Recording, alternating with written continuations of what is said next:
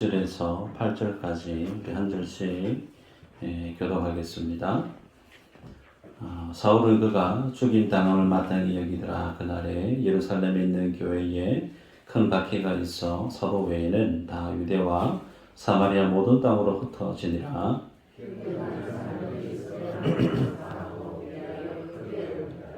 사울이 교회를 잠멸할세 각 집에 들어가 남녀를 끌어다가 옥에 넘기니라.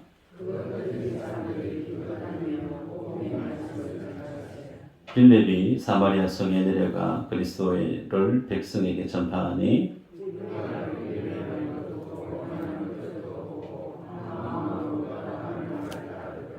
많은 사람에게 붙었던 더러운 귀신들이 크게 소리를 지르며 나가고 또 많은 중풍병자와 못 걷는 사람이 나오니 그 성에 큰 기쁨이 있더라. 아멘. 제목이 큰 박해와 큰 기쁨이라는 제목으로 말씀을 나눕니다. 우리가 앞서 사도행전 7장의 내용을 봤죠. 사도행전 7장에는 스데반 설교가 있고 또 그가 순교하는 내용이 7장에 있습니다. 우리가 말씀을 보다가 성경의 인물들을 만나게 될 때 특별히 스데반 인물에 대해서 우리의 눈길이 머무는 것은 참 대단한 사람이다 라는 생각을 지닐 법해요. 왜 그러냐면 예수 믿는 사람을 출교하기로 작정되어 있고 당대의 모든 실력, 권세를 거머쥐고 있는 그들 앞에 당당하게 하나님의 말씀을 전거했고 그 말씀을 전하다 보면 자신이 어떻게 되어질지 불보듯 뻔함에도 불구하고 스데반은 전혀 그들의 눈을 의식하거나 강압적인 분위기에 굴복하는 자세가 아닌 당당하게 힘있게 말씀을 다 전거했다는 거죠. 그리고 그가 돌에 맞아 죽어가면서 자신을 향해 죽으라고 돌팔매질하는 그들 향해서 주님 저의 원수를 갚아주세요. 그런 기도가 아니고 예수님처럼 저들의 죄를 주님 용서해 주세요 라고 예수님이 십자가 위에서 하나님 앞에 기도했던 그 자세와 같은 모습으로 스데반이 자신의 삶을 마지막을 그렇게 마무리한 스데반의 그 인생의 스토리를 보면서 성도들은 당연히 참 대단한 사람이다. 그렇게 스데반에 대해서 눈길을 갖게 됩니다. 그런데 우리들이 이 성경을 볼 때 늘 유념해야 될 사실은 인물에 집착해서는 될까요? 안 될까요? 인물에 집착하지 마시고 그 인물을 인물되게 만드신 하나님을 볼 수 있으셔야 되죠. 그래서 우리들은 스데반의 이야기가 너무 감동적이고 은혜가 되고 가슴을 먹먹하게 하는 그런 내용 분명 맞죠. 그러나 스데반에 우리의 관심이 묶여 있는 것이 아니고 그가 그 돌팔매질을 하고 자신을 죽이려 하는 당대 권세자들 앞에서 힘있게 복음을 전거하게 하셨던 예수 그리스도. 그가 그렇게 죽어가면서도 포기하지 않고 있는 힘을 다 쏟아내서 전하고자 했던 복음. 스데반이 붙들었고 스데반이 그렇게 순교의 삶을 살게 만들었던 포기할 수 없었던 그의 안에 있었던 복음. 도대체 그가 지니고 있었던 그 복음은 어떤 복음인가? 그래서 그 복음이 지니고 있는 능력이 무엇이고 그 복음이 지니고 있는 놀라운 영광이 무엇인지에 대해서 성경의 독자들은 성경을 볼 때 그 이면에 있는 하나님의 은혜, 그 하나님의 진리를 찾고자 애를 써야 되고 집중해야 될 줄 압니다. 스데반은 정말로 예수 그리스도를 믿으면서 그리스도 중심의 삶을 어떻게 살아야 되는지에 대해서 잘 보여준 모델과 같은 인물이다. 그렇게 평할 수 있습니다. 여러분, 교회에 신앙의 첫걸음을 하게 되어지면 의뢰인이 가지게 되어지는 편견과도 같은 어쩌면 거쳐가게 되어지는 필수 코스에 해당되어지는 하나의 과정이 있죠. 그게 뭐냐면 내가 예수님 믿기 전에 내 마음대로 살다가 이제 내가 교회에 발을 들여놓고 하나님을 예배하는 내 삶을 살아야 되겠다. 그러면서 성경을 읽기도 하고 성경에서 혹은 교회에서 행하는 그 모든 일들에 자신의 시간을 할애해서 헌신하기도 하고 물질에 대해서 자신의 달란트에 대해서도 교회 안에 헌신하기 시작하죠. 예, 그러면서 가지게 될 생각이 뭐냐면 하나님은 나를 사랑하신다라는 거죠. 진리죠. 하나님은 나를 사랑하시기 때문에 세상 많은 사람들이 당하는 어떤 어려움, 고난, 힘겨움 있어도 주님은 나를 사랑하시기 때문에 내가 당한 어려움, 힘겨움, 어려움 이런 상황들 분명히 주님은 이거 안 당하게 해주실 것 같고 혹여나 당하더라도 주님이 그것을 속히 벗어날 수 있는 길을 주실 거야 라고 하는 소위 하나님은 내 편이야 라고 하는 그런 어떤 기대감. 예, 우리는 그것을 믿음이라고 표현하곤 합니다. 그런데 그렇게 믿음을 지니고 하나님에 대한 기대를 가지고 믿음의 삶을 살아가는데 의외로 그런 날들이 있을 때도 있고 없을 때도 있어요. 예. 사업이 이 정도 되면 이제 주님이 회복할 수 있는 길을 주셔야 되는데 회복할 길을 주시지 않고 아예 문을 닫게 해버리는 경우. 이 정도면 내 자녀들이 취업 문에 똑똑똑 두드려서 이제 딱 하니 들어가게 주님이 은혜를 주셔야 되는데 몇 번을 두드려도 자녀들의 취업 문이 열리지 않고 진로가 펼쳐지지 않는 답답한 그런 날들이 길어지면 길어질수록 이제 가슴 속에 어떤 생각이 서물서물 올라오게 되는다면 왜 하나님이 내 기도 안 들어주시지? 하나님이 나를 사랑하시는 거는 맞나? 왜 하나님이 내가 그렇게 교회에 와서 열심히 예배도 드리고 봉사도 하고 교회 목회자가 얘기하는 교회 장로님, 교회 중직자들 얘기하는 것들 정말 내가 열심히 다 참여하고 애를 쓰고 있는데 왜 하나님 내 삶에 결핍되어 있는 이 상황들을 쉽게 풀어주지 않지? 하나님 좀 서운합니다. 이런 어떤 생각들을 지니게 된다는 거예요. 여러분, 예수 그리스도 중심의 삶을 살아가게 되어지면 이제 여러분들은 분명히 답하실 수 있을 거예요. 예수 믿기 전의 삶과 예수 믿은 이후의 삶 중에 어떤 삶이 더 고단하고 더 힘들던가요? 예수 믿기 전이 더 쉽던가요? 예수를 믿은 이후가 더 쉽던가요?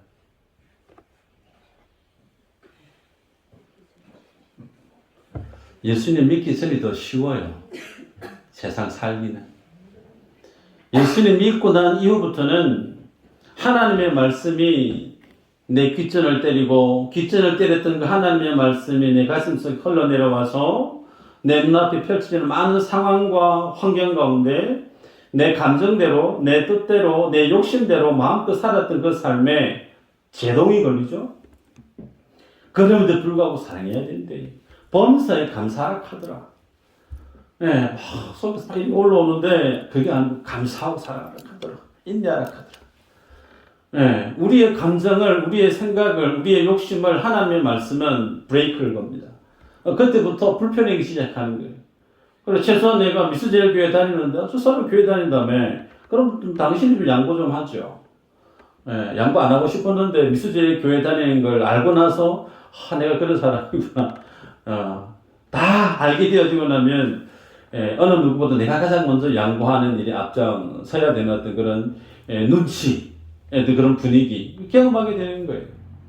그래서 예수 그리스도를 믿기 전후 솔직한 우리의 삶들 속에 어떤 삶이 더 고단하고 힘겨움과 예수님 믿은 후가 더 힘들어요. 그러면 예수님 믿고 난 이후에 그 삶이 달라진 것은 뭐가 달라졌는가? 오전에도 우리가 말씀을 우리가 보았지만 예수 믿는다라고 하는 것은 내 감정이, 내 생각이, 내 주관적인 어떤 그 마음이, 감정이 예수를 믿는 것이 아니다고 그랬습니다. 믿는다라고 하는 것은 팩트를 얘기하는 거죠. 사실을 얘기하는 겁니다. 불변하는 진리를 믿는다는 거예요. 그게 뭐죠? 하나님의 말씀이죠. 그 하나님의 말씀은 오전에 우리가 말씀을 보았지만 끝이 있다는 거예요. 이 세상은 하나님의 구원의 계획 속에 끝이 있다는 거예요. 이 세상은 영원토록 so happy 되어 끝나는 것이 아니고 하나님의 불같은 심판이 임하는 세상의 모든 것이 다 불타 사라지고 말 예수님의 재림으로 끝나버릴 세상이라고 성경은 우리에게 선언하고 있기 때문에 우리는 이 세상의 결과를 압니다. 우리의 삶의 결국을 알아요. 진리를 아는 자는.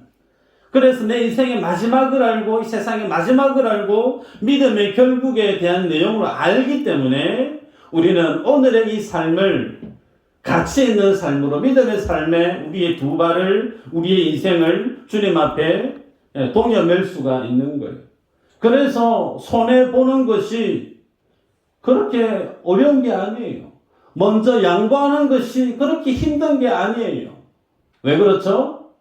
하나님이 우리에게 주실 그 하나님 나라의 영광은 이 세상의 영광과 비교해보면 좋게 비교할 것이 못 된다라고 얘기하죠. 하나님의 그 영광을 보지 못하면 우리가 이 땅을 살아갈 때 손해보는 것이 바보죠. 하나님이 우리에게 주실 그 영광, 그 하나님의 복을 우리가 맛보아 알지 못하면, 가늠하지 못하면 다른 사람에게 내 것을 양보하는 것은 세상 사람들이 얘기하는 바보 멍청이 하는 짓이에요. 어떻게 해서든 안 삐껴야 되고 어떻게 해서 다른 사람 것을 움켜잡아야 되는 것이 이 세상의 것을 집착하는 모든 사람들이 살아가는 삶의 일반적인 모습 아니에요? 그런데 성도는 그 삶을 정면으로 거부합니다. 내 원수까지 말하는 거죠. 사랑하라. 왜 사랑할 수 있죠? 내 가지고 있는 인품으로 인격으로 사랑 못합니다. 사랑할 수 있는 이유가 어디 있느냐? 하나님의 사랑을 보는 자, 그 하나님의 은혜를 아는 자는 그 원수까지도 사랑할 수 있더라는 거예요. 왜? 하나님 앞에 내가 원수된 자였었기 때문에 그래요. 내가 그렇게 주님 앞에 죽어 마땅한 인생이고 감히 내가 하나님의 나라를 내다볼 수 없는 죄 가운데 태어났고 죄 가운데 먼저로 갈 인생이었던 내가 하나님이 십자가 위에서 죽으셨다라는 것 주님의 이해하지 못할 영원한 하나님을 사랑하신 십자가의 메아리 앞에 딱 서게 되어지면 그 사랑을 조금이라도 알게 되어지고 맛보고 알게 되어지면 원수를 사랑하라고 하는 것이 내 힘으로 내 능력으로 예수를 믿으라는 것이 아니구나. 예수 믿고 살아가는 구원받은 이 삶이 교회에서 열심히 성경 공부하고 열심히 수양하고 세상에서 산에서 도 닦고 그렇게 세상을 살아가는 것이 아니고 전적으로 하나님의 은혜로 살아갈 수밖에 없는 삶이 예수 믿는 사람이 이 땅 가운데 살아내야 될 믿음의 삶이구나. 그걸 알아가는 거예요. 그걸 알아가면 알아갈수록 우리는 뭘 내 자신을 보게 되죠? 나로서는 안 되는구나. 내 안에 넘치는 좁디 좁은 자존심이 내 안에 얼마나 덕지덕지 나를 움켜잡고 있는지를 내 자신의 죄악된 실체를 보면서 하나님 앞에 십자가 앞에 좌절하게 되는 거예요. 그 주님의 은혜가 아니고는 내가 사랑할 능력이 전무한 인생입니다. 나는 칼빈이 얘기했던 전적으로 타락한 인생이 맞습니다. 내 안에는 하나님 앞에 내어놓을 만한 선한 것이 단 1도 없는 죄뿐인 죽어 마땅한 죄인이 맞습니다. 주여 나를 떠나소서. 여러분 하나님이 우리에게 요구하시는 것이 심령이 가난한 자에게 주시는 믿음의 은혜가 우리의 마음이 십자가 앞에 서게 되어질 때 그 주님의 은혜 앞에 손을 뻗을 수 없는 내 자신의 참담함을 보게 되어질 때 비로소 주님이 그에게 주시는 은혜를 은혜답게 소유하게 되고 맛보아 알게 되고 좋게 세상을 이기게 되어지는 믿음의 사람으로 하나님의 사람으로 예수 그리스도 중심의 삶의 사람으로 살아가게 되는 거예요. 그런 삶에 있어서 스데반은 아주 모델적인 삶을 살다 갔다 할 수 있습니다. 자, 그럼 오늘 두 번째 8장에서의 내용을 보게 될 텐데요. 큰 박해가 있었다. 성경이 그렇게 기록하고 있죠. 1절에 보니까 사울은 그가 죽임 당함을 마땅히 여기더라. 여러분, 이 1절에 시작되는 이 내용을 보면 상당히 끔찍합니다. 살벌한 내용이에요. 다른 사람이 죽었습니다. 근데 죽은 사실을 두고 참 잘 죽었다. 사람의 생명이 다른 사람에 의해서 그 불이 꺼져 버릴 때 가져야 될 일반적인 마음은 참 안타깝다, 불쌍하다, 좀 우울해하고 아파하고 그것이 인지상정이에요. 근데 다른 사람이 죽었는데 그 사람 참 잘 죽었다. 예. 스데반이 죽을 만한 죄를 범한 것이 있었던가요? 우리가 앞서 7장에 봤을 때 없습니다. 사기를 친다든지 혹은 다른 사람의 인생을 무너뜨린다든지 국가를 뒤집어 엎는 간첩죄를 범했다든지 그런 내용 없어요. 스데반이 전했던 내용은 크게 세 가지라고 그랬죠. 할례, 아브라함 때부터 흘러왔던 그 할례에 대한 정신이 어떤 것인지, 모세를 통해서 주어졌던 율법, 그 율법이 어떤 내용인지, 그리고 성전, 도대체 성경이 얘기하고 있는 그 성전이 어떤 목적으로, 어떤 과정으로 어떻게 성취되어졌는지, 하나같이 예수 그리스도로 완성되어질 하나님의 나라에 대한 관점에서, 언약 신학적인 관점에서 할례에 대해서, 율법에 대해서, 성전에 대해서 말씀을 전한 게 다예요. 그런데 스데반이 전했던 소위 예수님이 십자가 위에서 제자들에게 주셨던 새 언약, 복음으로 완성된 복음으로 그들에게 전해 주었던 그 복음을 종교 지도자들에게 전해 주었을 때 그들은 돌을 들어서 스데반을 죽였다는 거예요. 그래서 이 모습을 여러분 도식화해보면 이렇습니다. 스데반이라고 하는 인물이 있는데 그 인물 가슴 속에 혹은 그 인물의 인생 속에 하나님의 진리가 이 땅 가운데 침투해 들어오는 거예요. 하나님의 진리가 예수 그리스도로 인해서 전해준 그 하나님의 진리가 스데반이라고 하는 인물의 인생과 삶들 속에 맞닿았습니다. 그리고 그 스데반이 몸담고 있는 세상이라는 곳에서 세상의 소리가, 세상의 진리가 스데반의 삶들 속에서 충돌을 일으킨 거예요. 하나님의 진리와 하나님의 복음과 세상이 얘기하는 세상의 진리와 세상의 가르침이 스데반의 인생 속에서 충돌을 일으킨 거예요. 자, 그러면 결과가 어떻게 되어졌는가? 스데반이 죽었습니다. 돌 맞아 죽었어요. 표면적으로 보면 하나님의 진리가 세상의 진리 가운데 대결을 했는데 실패한 것처럼 보여요.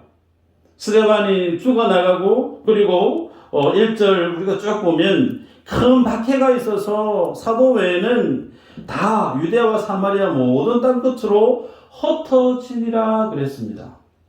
그래서 표면적으로 보면 하나님의 복음이 세상의 파워 앞에 박살이 났구나.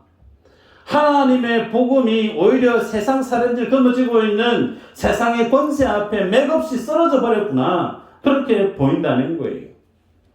여러분, 3절에는 이렇게 얘기하죠. 사울이 교회를 잠멸할 새 각 집에 들어가 남녀를 끌어다가 옥에 넘기니라. 여러분, 집에 식사를 하고 있는데 구두신은 정장 입은 사람들이 혹은 경찰들이 신발도 벗지 않고요, 문을 팡팡팡 치고 난 다음에 문 열자마자 어깨로 팍 치고 들어와서 안방까지 신발 신고 들어와가지고 식사하려고 하는 식구들을 다 잡아서 내갑니다. 얼마나 놀랐겠어요. 그런 상황이 지금 펼쳐졌다는 겁니다. 누가 보더라도 예수 믿는 사람 이제 끝났다. 예루살렘 교회 많은 사람들이 운집해서 찬양하고 예배하고 자기들끼리 예배하면서 웃으면서 즐거워하면서 그렇게 감사했던 전에 없었던 새로이 보이는 어떤 종교 무리들이 이제 끝났네. 아마 세상 사람들은 그렇게 여길 법할 겁니다. 그래서 더 이상 예루살렘 교회 성도들은 없습니다. 다 흩어져 버렸다는 거예요. 사도들만 남겨두고. 그래서 어찌 보면 세상이 승리한 것처럼 보입니다. 그런데 대반전이 일어나죠. 4절 한번 읽어볼까요? 4절 시작. 그 흩어진 사람들이 두루 다니며 복음의 말씀을 전할세. 흩어진 사람들이 잡혀가면 안 되니까 쥐죽은 듯이 조용히 있읍시다. 우리의 정체가 탄로나면 안 됩니다. 그래서 복음을 전하지 않고 예수 안 믿는 사람처럼 일반 유대인처럼 유대주의자들처럼 그렇게 믿음의 색깔을 드러내지 않고 무리들 속에 그냥 잠잠히 있었으면 정말 세상이 이긴 것처럼 보일 수 있어요. 그런데 그렇지 않고요. 그렇게 흩어졌던 많은 예루살렘 교회 성도들이 흩어진 그곳에서 잠잠하지 않고 하나님의 복음의 말씀을 전했다라는 거예요. 주중에 출근을 했는데 황 집사님하고 이제 강 권사님께서 밑에 텃밭에 일을 하고 계세요. 봤는데 양파 대를 꺾어 놓으신 거예요. 권사님이 막 꺾어 놓으셨어. 그래서 제가 권사님 그거 꺾어 놓으면 어떻게 돼요? 왜 꺾으셨어요? 그랬더니 강 권사님께서 하시는 말씀이 꺾으면 양파가 더 실하게 자란다는 거예요. 저는 그걸 지난주에 처음 알았습니다. 제가 농사를 참 몰라요. 하나같이 대가 꼿꼿이 서있던 양파대가 땅바닥에 다 들어누워 있는 거예요. 그런데 그렇게 꺾어 놓으면 양파가 더 실해지고 더 튼튼해진다는 거죠. 이야, 그렇구나.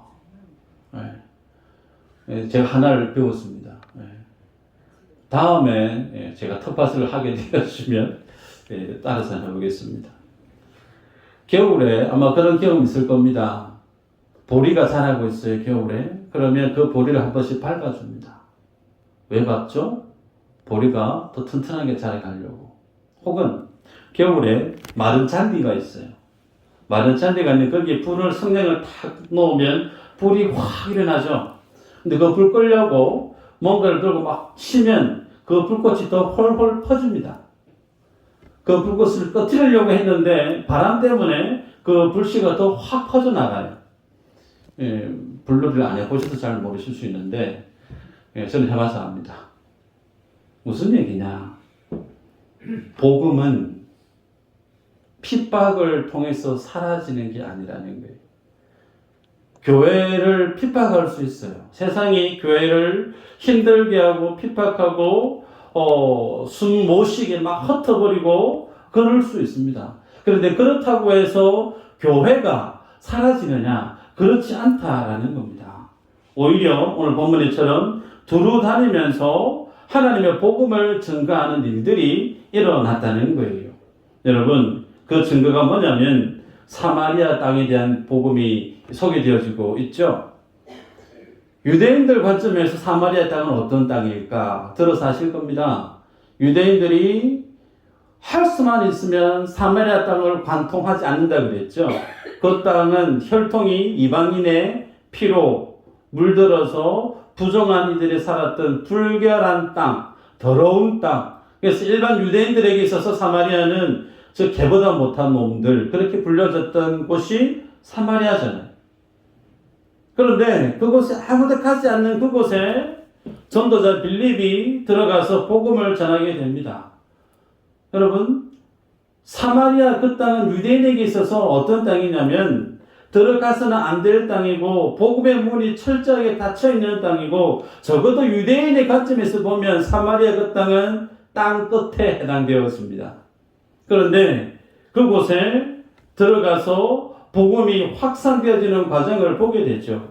자, 이 내용을 사도행전 1장 8절 어떻게 해석하고 있죠? 오직 성령이 너희에게 임하시면 너희가 권능을 받고 예루살렘과 온 유대와 사마리아와 땅끝까지 이르러 내 증인이 되리라 하시니라. 사마리아의 복음이 증거되어져서 땅끝까지 이르러 내 증인이 되어지는 그 일들이 어떻게 시작되어진다 말씀하고 있느냐면 성령이 임하면이라고 전제를 깔고 있죠. 잘 따라오고 계시죠? 자, 그러면 사마리아에 지금 빌립이 들어가서 복음을 전하고 있는데 사마리아에 빌립이 들어가게 되어졌던 그 주체자가 누구냐라는 거예요. 표면적으로 보면 그것은 공회를 좌지우지하는 세상의 종교 실세들 권력자들인 것처럼 보이나 사마리아 그 땅에 복음이 증거되어지는 그 말씀 사도행전 1장 8절에 보면 성령이 너희에게 임하면이라고 전제하고 있다는 말이에요. 고로 사마리아 그 땅에 복음이 전거되어지게 만든 주체자는 공의 지도자들이 아니고 성령 하나님이라는 사실이에요. 좀 더 거슬러 가볼까요? 그들이 하나님의 예루살렘 교회를 어지럽혔던 이유는 스데반의 소위 복음적인 메시지 때문에 그래요. 스데반이 돌에 맞아 순교하게 되어졌다는 겁니다. 그러면 스데반을 돌에 맞아 죽게 했던 당사자가 누구냐는 거예요. 표면적으로는 세상의 권세자들입니다. 근데 그게 아니라는 거예요. 하나님이 허락했다는 겁니다. 왜요? 스데반 한 사람의 피 흘림을 통해서 그 속에 있었던 복음이 나중에 어디까지 갑니까? 사마리아까지 복음이 전거되어지는 것을 성경이 보여주고 있단 말이에요. 내가 예수님을 믿어서 나 홀로 주님 앞에 구원받아서 주님 감사합니다 예배하면서 살아갈 수 있는 인생도 되어지나 하나님의 방법은 내가 원하는 방법과 다르다라는 거예요. 오히려 스데반의 목을 꺾어버리는 거예요. 스데반의 인생을 주님이 아예 깨 부셔버리는 거예요. 마치 화분 위에 뭔가를 심으려고 할 때 부엽fun가요? 비료인가요? 그걸 넣어야 화분에 화초가 잘 자라듯이 미끄럼처럼 스데반을 하나님이 그렇게 부셔서 쓰시더라는 겁니다. 그 결과가 사마리아와 온 유대 땅에 하나님의 복음이 힘있게 뻗어가게 되어지는 결과로 제시되어지고 있죠. 여러분, 그러기에 우리는 오늘 이 본문의 말씀을 보면서 교회가 하나님 앞에서 어떤 믿음의 그 정체성을 견지하며 사역을 하고 주 앞에 나아가야 될지를 본문을 통해 보게 됩니다. 여러분, 교회는 모이기를 힘쓰는 공동체여야 되죠. 아멘인가요? 네. 우리가 앞서 보았습니다. 예루살렘 교회 성도들이 모였어요. 사도들의 표적과 기사 때문에 많은 사람들이 모여서 내가 죄인 맞아요. 나 예수님 믿을게요. 세례를 받고 베드로의 설교 한 번에 3,000명이 넘는 많은 사람들이 회심하고 갑작스럽게 거의 1만 명에 해당되지 않는 사람들이 교회로 모여져서 함께 예배하면서 자신의 것을 사도들 앞에 내어놓고 이거 내 거 아니에요. 같이 쓰십시다. 그러면서 필요한 사람들의 필요를 채워주면서 나눔과 섬김이 코이노니아적인 삶이 예루살렘 교회 안에서 일어났단 말이에요. 그래서 많은 사람들이 교회 같은 것이 없다.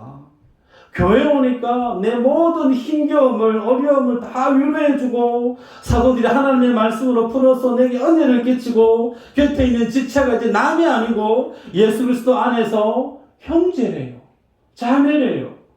세상에 나를 이렇게 끔찍히 사랑해 줄 사람이 세상에 어디 있나? 그러면서 예루살렘 교회에 많은 사람들이 날마다 모여서 떡을 떼고 교제하고 하나님의 말씀 앞에서 예배하며 예배했던 공동체가 예루살렘 교회입니다.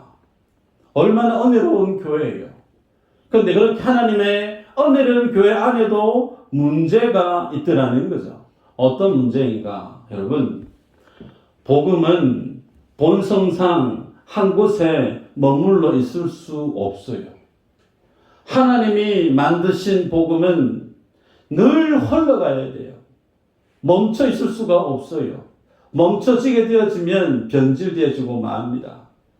그런데 힘써 모이기는 정말 예루살렘 교회가 잘 했는데 하나님의 복음이 이제 힘껏 사마리아 온 유대아 땅끝까지 그리스도의 증인으로 살아야 되는데 여전히 유대인 속에는 저 사마리아 땅은 가서는 안 될 곳으로 벽이 두텁게 서 있었던 지역이라는 거예요. 사마리아 그곳에는 복음이 들어갈 방편이 없었던 거예요. 그래서 하나님이 흩으시는 겁니다. 세상의 권세를 통해서, 세상의 힘을 통해서, 폭력을 통해서 예루살렘 교회를 주님이 힘껏 흩어버리신 겁니다. 결국은 하나님에 의해서 유대인들이 사마리아에 가서 복음을 전하고 사마리아의 영적 대부흥이 일어나는 것을 보게 되죠. 여러분, 그러기에 교회는 크게 기본적으로 모이기를 힘쓰는 운동이 살아 있어야 되고 교회는 흩어지는 이 운동이 이 두 가지가 건강하게 교회 안에는 공존해야 된다는 거예요. 교회에 여러분이 오전에 오셔서 열심히 예배하고 난 다음에 헌금을 드렸을 겁니다. 그 헌금이 집행이 되어지죠. 사역을 통해서. 그런데 그 모든 영적인 에너지가 미수제 교회 안에서 뺑글뺑글 돌다가 다 소진해져 버리면 한 가지만 잘한 거예요. 모이기를 힘쓴 교회. 그거 하나 잘한 거예요. 하나는 뭘 해야 되죠? 흩어지는 교회를 잘 해야 됩니다. 흩어지는 교회. 그것은 소위 사역적인 부분으로 드러날 수 있죠. 우리 교회는 화요일날 새벽 전도가 있고 어제도 물론 전도했지만 토요 전도가 있습니다. 혹은 주중에 각 구역별에 모임이 있을 거예요. 혹은 그것을 떠나서 내가 몸담고 살아가는 내 삶의 일터, 그것까지 다 패키지로 묶어서 주일이 아닌 일반 평일에 흩어져서 사역하는 그 모든 사역의 삶의 현장이 실제는 무엇이냐면 여러분이 하나님의 복음을 들고 가야 될 땅끝에 해당되어지는 지점이 바로 여러분이 주중에 생활을 해야 되는 삶의 장소들이라는 거예요. 아직까지 나는 상황이 여의치 못해서 새벽에 전도에 동참하지 못하고 토요 전도에 내가 동참하지 못하고 있다라고 하면 힘주어 권합니다. 참석해 보시기를 권해요. 전도하는 그 일에 시간을 내고 삶의 우선순위를 수정해서 전도하는 그 일을 통해서 하나님이 어떻게 하나님의 일을 펼쳐가시는지 여러분 맛보아시기를 축복합니다. 그래서 교회는 모이기를 힘써야 될 뿐만 아니라 흩어져서 하는 이 일이 교회 안에 건강하게 공존되어져야만이 교회가 건강할 수가 있습니다. 그거 잘 못했더니 하나님이 예루살렘 교회를 흩어버립니다. 유념해야 됩니다. 그래서 교회의 영적인 에너지가 교회 안에서만 돌다가 사그러지지 않게끔 미수동을 넘어서 통영을 넘어서 한국과 열방을 향해서 힘있게 흩어져 사역해야 될 그 내용들이 확장되어 줄 수 있게끔 우리가 관심을 갖고 기도해야 될 필요가 있죠. 두 번째는 3절의 내용을 통해서 보면 사울이 교회를 잔멸할세 그랬습니다. 자, 여기서 잔멸하다 원문을 보면 미완료형으로 되어 있어요. 미완료형이라면 일회적으로 뭔가를 액션을 가한 게 아니에요. 계속적이라는 겁니다. 반복적이고 계속해서 진행하고 있다는 거예요. 그래서 스데반을 순교를 시키고 난 이후에 예수 믿는 성도들의 집을 가가고 계속 유대인들이 그리고 본문에 사울이 추적하면서 저 집도 교회 다닌다 카더라 그러냐고 막 집 찾아가서 있는 사람 신발 신고 들어서 끄집어내고 옷에 집어넣고 그런 일들이 계속 일어나고 있었다라는 겁니다. 그래서 잔멸하다, 파괴하다, 멸망하다 그 뜻인데 사탄이 종교적인 실세, 권력자들을 통해서 예루살렘 교회를 파괴하는 것으로 본문은 그렇게 제시되고 있죠. 자, 여러분 그러면 예루살렘 교회가 문을 닫았습니다. 사도들 빼고 교회 오면 다 잡혀나가니까 성도들이 다 뿔뿔이 흩어져 버렸어요. 예를 들면 미수제 교회에 거대한 환란이 임했습니다. 큰 핍박이 있어요.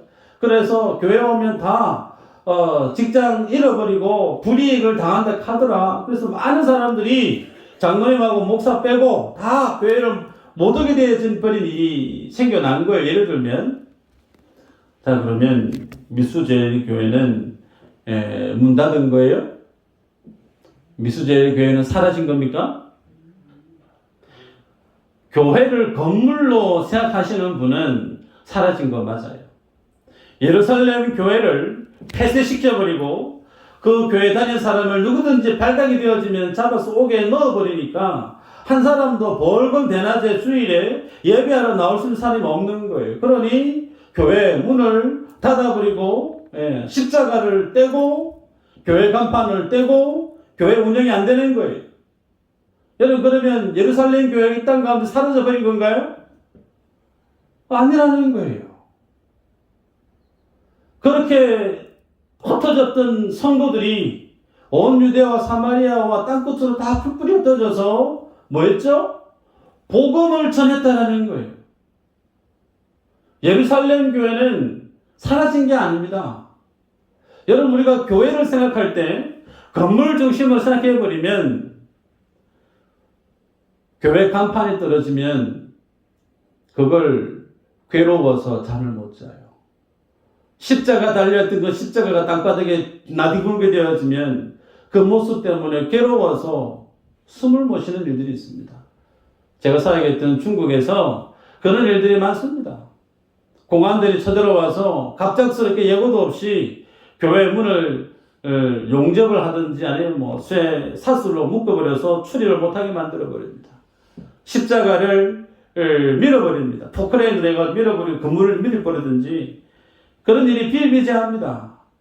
그럼 그 십자가에 혹은 교회 간판에 뭐 삶의 믿음의 무게중심을 두는 성도들은 땅바닥에 떼고떼고 놔둡니다. 괴로워서 슬퍼서. 미수제일교회 초창기 때 교회 간판이 제 눈에 안 보였어요. 김정일 장로님이 제가 처음 교회 올 때 분명히 근처인데 교회가 안 보여요. 장로님도 오셨습니까? 전화로. 왔는데 지금 십자가도 안 보이고 교회도 간판도 안 보이고 교회 좀 찾고 있습니다. 네. 그래서 쉽게 아무나 올 수 있는 교회가 아니었던 교회가 미수제일 교회였어요. 그런데 이제 간판도 달았습니다. 십자가도 달았어요. 네, 감사하죠. 행복하죠. 그런데 여러분, 교회는 건물이 아니라는 거예요. 예루살렘 교회 성도들이 사도들의 가르침과 사도들의 성찬 예찬을 통해서 그들이 함께 말씀을 상고하고 떡을 떼고 지냈던 날들이 그다지 오래되지 않았습니다.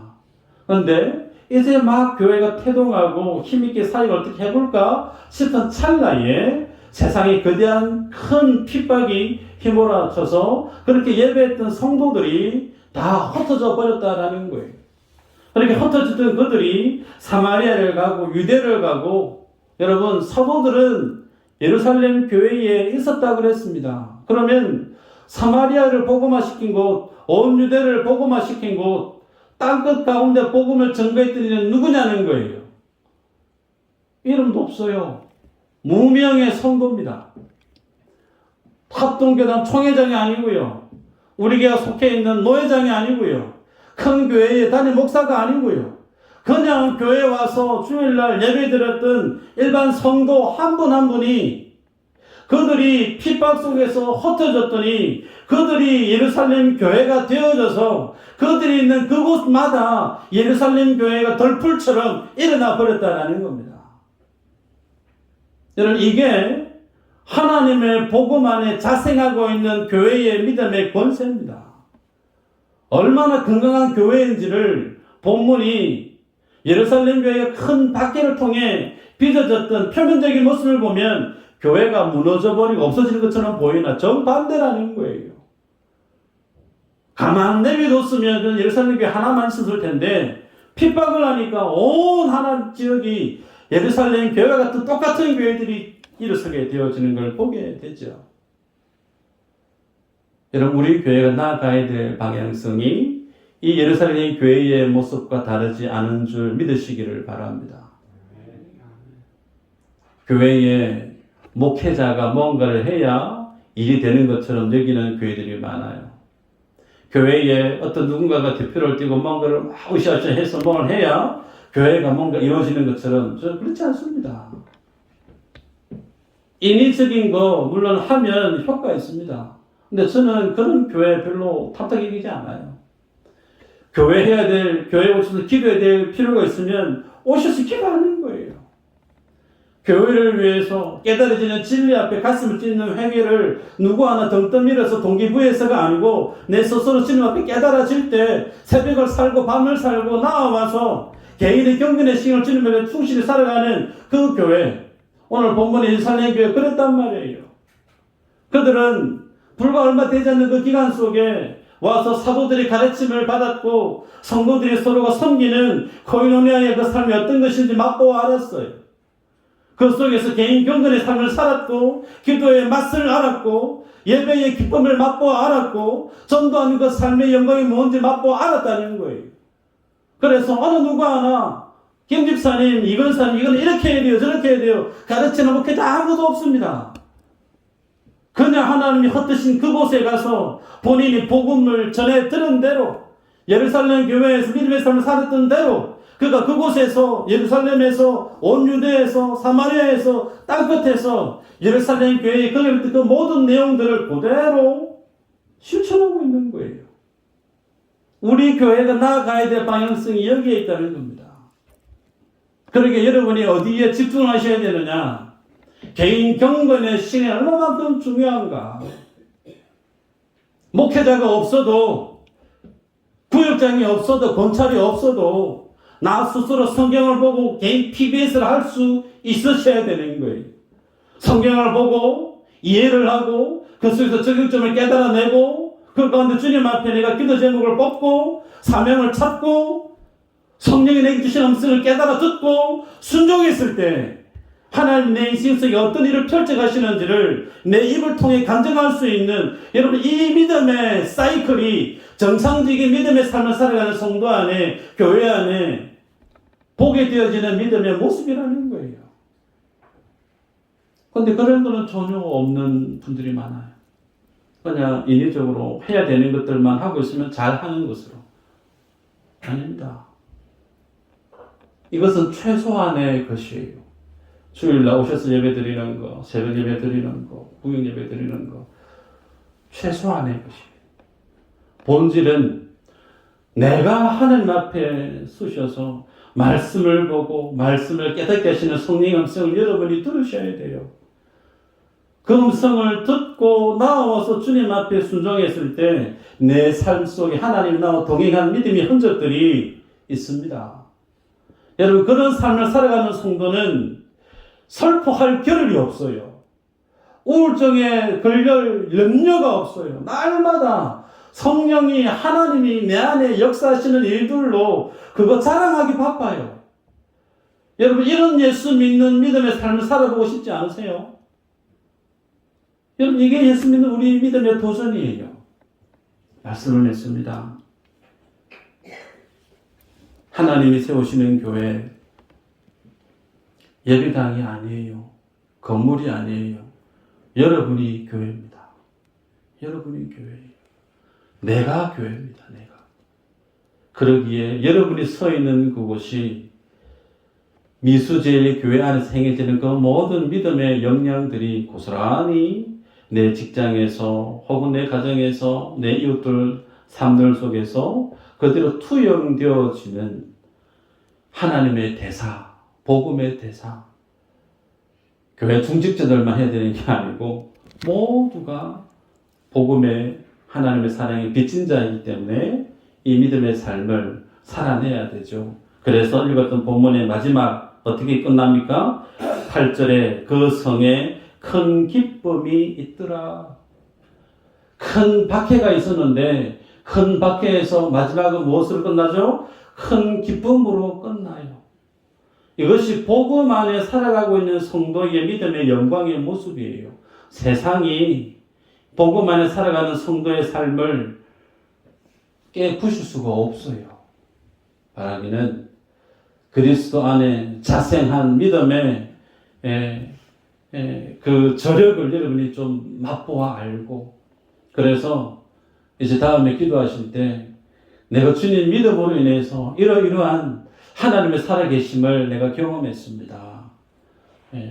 세상에 넘어지고 죄에 넘어지고 물론 그것도 우리의 연약함이 이끌어줄 수 없지만 할 수만 있으면 죄에 대해서 세상에 대해서 승리한 하나님의 예배자로 나오는 우리 모두가 되기를 주의 이름으로 축복합니다.